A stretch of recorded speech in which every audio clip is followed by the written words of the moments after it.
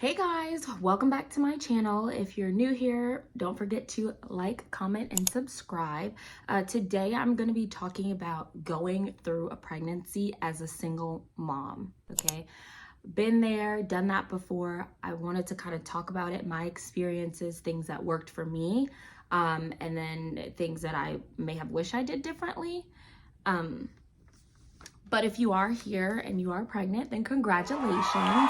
It is going to be a time that could be a little bit more stressful than you having the support of a partner, which is totally okay. I'm here to kind of talk about that with you and walk through the steps that I went through, okay?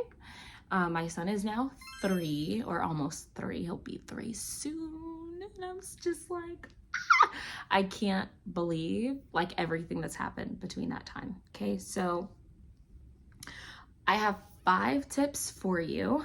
I'm going to go through each one of them. Make sure that you have out your notes because it's going to be really important things that you need to know, okay? So tip 1, you have to find community. You have to find community somewhere. I personally downloaded the apps Glow and Peanut, and I was able to join like a mommy 2020 group and a mommy 2022 group where I was able to kind of meet moms that had kids in the same like developmental stage and stuff. So during pregnancy, I had people to talk to about like what I was going through during the pregnancy and is this normal, is that normal? Then you could like converse with a lot of first-time moms, other like moms that have been moms before, second, third, fourth time moms, you know? So that was really helpful. The purpose of finding the community for me was to help increase my happiness and just to feel like I wasn't alone when I was going through the pregnancy, which is really important. You're gonna need support. Let's just, off the bat, the point of finding community is because you need support. And you're gonna need that support for yourself, your own mental health and what you're going through, but you're also gonna need support in trying to navigate, you know, how you're going to co-parent, or if you're going to co-parent, or if you're just going to do this thing on your own, which many women do, and they do it successfully.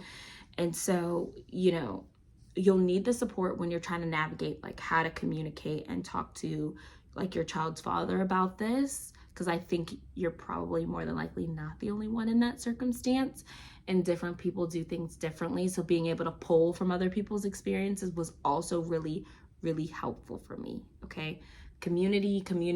I could not say it enough. There's so many knowledgeable women on those platforms that were extremely helpful for me and extremely supportive, and women who have been through it before who are more than willing to give you that advice. They're more than willing to provide you with the support that you might not, you know, get somewhere else. And other people, their lives are busy, they may not understand, and they're on that like same wavelength with you.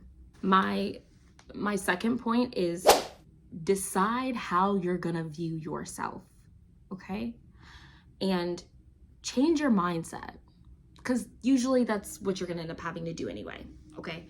So figure out how you're gonna view who you are, because your child is gonna view you similarly, right, to how you portray yourself to be. So figure out like who you are, or just at least start that journey for yourself.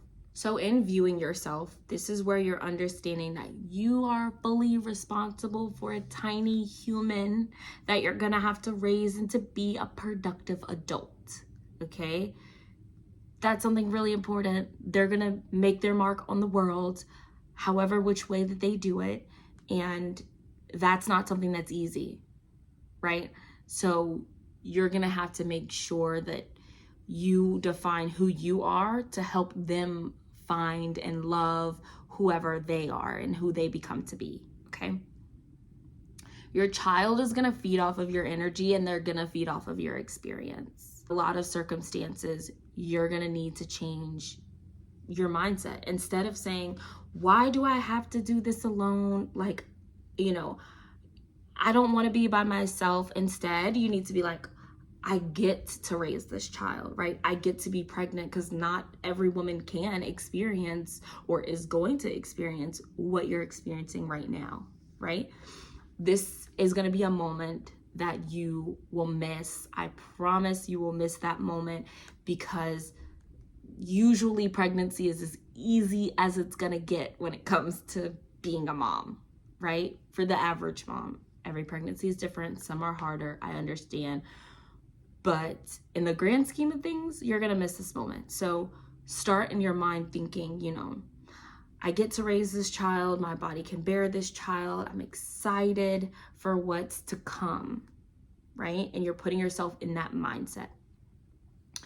Really important, really, really important, mama, that you take care of yourself, that you're valuing yourself, and that you're putting yourself in the mindset of, I have to love this child, I have to teach this child, I have to raise this child, so I get to do these things. Not just I have to, but I get to do these things. I get to make a mark on the world and start that journey now. You're starting it now. It doesn't start once, you're giving birth. In your mind, you're going to start it now, okay? Next, this is a touchy one. Some people can afford to do it. Some people cannot. There are alternate ways that I can kind of talk to you about, but therapy. I cannot say it enough. Therapy is so important. If you have access to it, I would suggest that you go. Health insurance through your employer, or, whoever, call them, figure out what your copay is. Therapy. Because I can't tell you that there is no level of trauma that's associated with being a single parent, okay? And whatever got you to the point of being a single parent is probably something that you're going to have to work through, not just for yourself, but for your child, right? It's a ongoing thing. It's an ongoing thing. But being able to kind of find those things and address them and start that process is also going to be something that's super important, okay? A lot of times when you're in therapy, you figure out that half of the things that are causing you problems, or that you don't understand, or things that you're not quite sure about, are things from your childhood. These are things that made you who you are, upbringing, your environment, just everyday things, instances that happened that now you're trying to relive them to rewrite them, right? So you're reliving those instances so that you can create a better future for yourself, a better future for your child.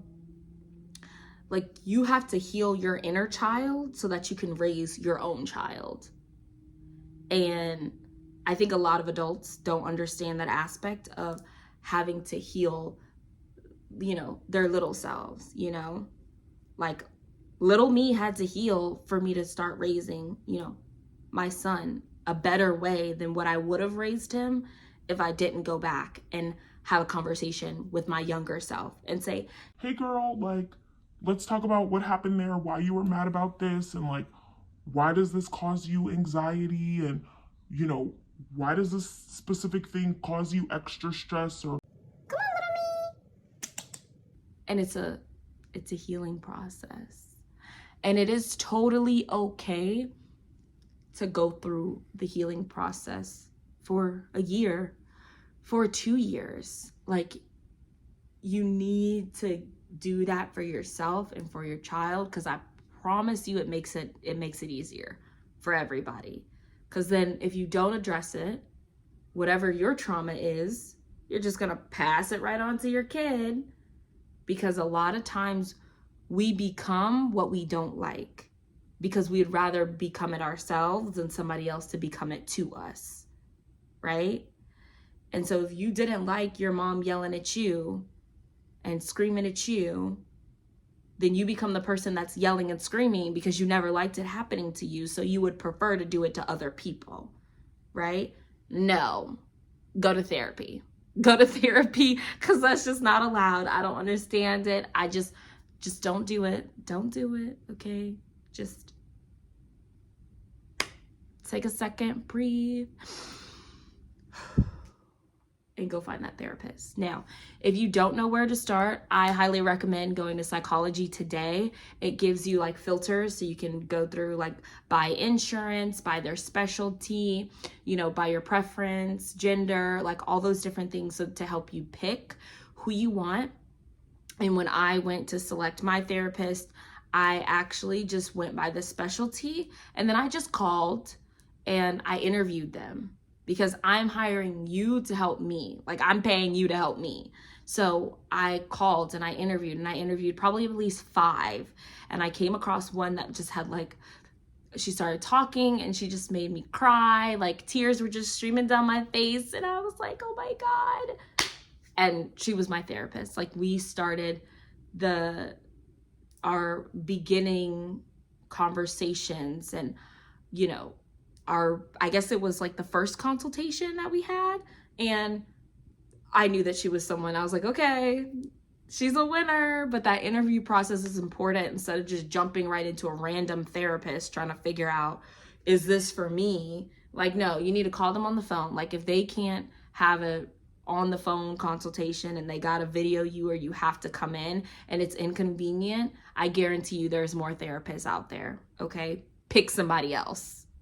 Do not have a therapist that doesn't make you a priority, right? They should make every single client of theirs feel like a priority in their caseload. If you don't feel important, you're probably not important, okay? This applies to everything, not just therapy. So I'm gonna include a link in the description below of Psychology Today, just in case you do decide that you wanna go and you don't wanna type it in Google yourself, you can just click it down below, okay? So number 4, which is something that is touch and go. If it applies to you, great. If it doesn't, great. But you have to decide your support / co-parenting situation. That's number 4. Write it down, okay? You have to decide, okay, your support / your co-parenting situation, because before you give birth, your goal is to try to figure out, is my child's father going to be in the picture, or are they going to be a ghost? That's what you need to know, okay? If you guys have already decided, listen, you know, he's like, all right, okay, then you know, then you start planning according to that, okay? But if he's like, yeah, I'll be there, I want to do this, he's showing up to the baby shower, he's helping you get stuff for the baby, okay, then you work with that. But you just got to figure it out. Now, if he's not going to be there, then you have to solidify your support, okay? And you have to create boundaries, okay? Do not let somebody come in and out your life like a revolving door, okay? Especially when there's a child involved, because guess what? They are a part of that revolving door with you. So you gotta decide what you're gonna do, all right? You create that boundary and you're like, hey, when you call me, it better be about the baby. You're calling me, I have to leave right now. You better be calling me about the baby, okay? Like JoJo. For me, it was, okay, if you're calling me, it better be about JoJo. If it's not about JoJo, it's a no-no, okay? That's it. If it's not about JoJo, it's a no-no. So don't be calling me. Do not call me. In that instance, you know, that's where you guys have to talk about financials, how much you estimate the baby to cost, who's gonna pay for what, who's gonna cover what. That's not necessarily something that you want to try to deal with once you have the baby. Because once you have the baby, your focus is the baby and you're failing to sleep and you're absolutely exhausted. And, you know, if you're nursing, you're up a lot, your energy's low, your hormones are everywhere. You probably want to get certain things like that already written out on paper. You know what it is. There is no change in the plan unless it's absolutely necessary. But the focus needs to be your recovery and the baby once you give birth.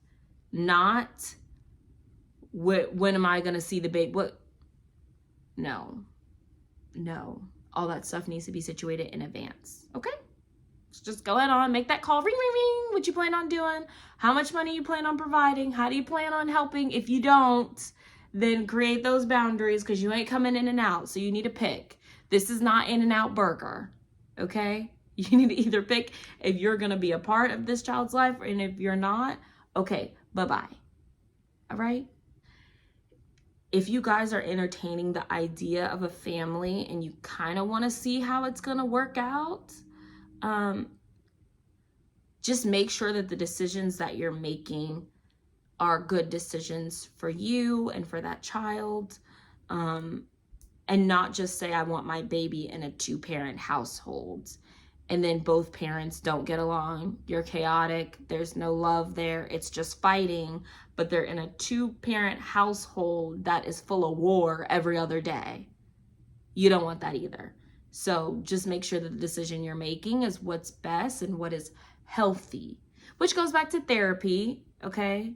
So make sure you wrote down number 3 as well.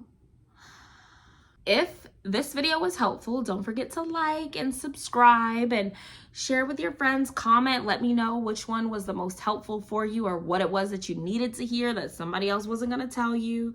And I will be back with you guys next week. We will see you then. Ta-ta.